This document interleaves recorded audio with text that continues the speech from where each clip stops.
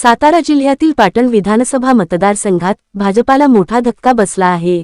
पाटण शहरातील भाजपच्या विद्यमान नगरसेविका मिनाज मोकाशी यांच्यासह 11 गावातील कार्यकर्त्यांनी शिवसेनेत प्रवेश केला।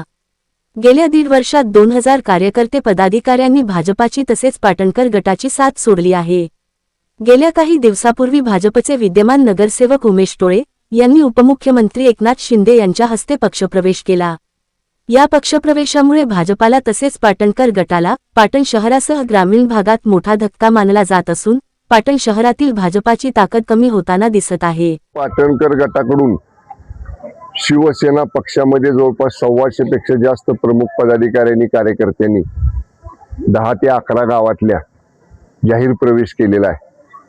केवळ विकास कामांच्या मुद्द्यावरती आणि त्यांना कार्यकर्त्यांना जे मानसिक पाठबळ द्यावं लागतं, ह्या सगळ्या कार्यकर्त्यांची नवीन येणाऱ्या जेव्हा मी बोललो तेव्हा त्यांनी सांगितलं की निवडणूक 2024ची झाल्यानंतर आमच्याकडे कुणी डुंकून सुद्धा पाटणकर गटातल्या लोकांनी पाहिलेलं नाही आणि आम्हाला आता नेतृत्व हवंय, चांगलं नेतृत्व हवंय, विकास कामं करणारं नेतृत्व हवंय।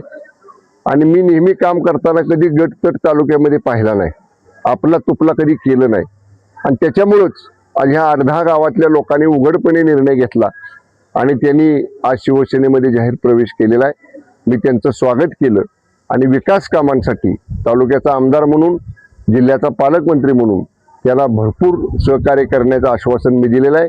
पक्षामध्ये प्रवेश करणाऱ्यांची संख्या 2024च्या विधानसभा निवडणुकीनंतर ह्या 1.5 वर्षामध्ये जवळपास 2000 पेक्षा जास्त प्रमुख कार्यकर्त्यांनी आणि पदाधिकाऱ्यांनी मिळून 2000 पेक्षा जास्त लोकांनी पाटणकर गटातनं शिवसेनेमध्ये प्रवेश केलेला आहे।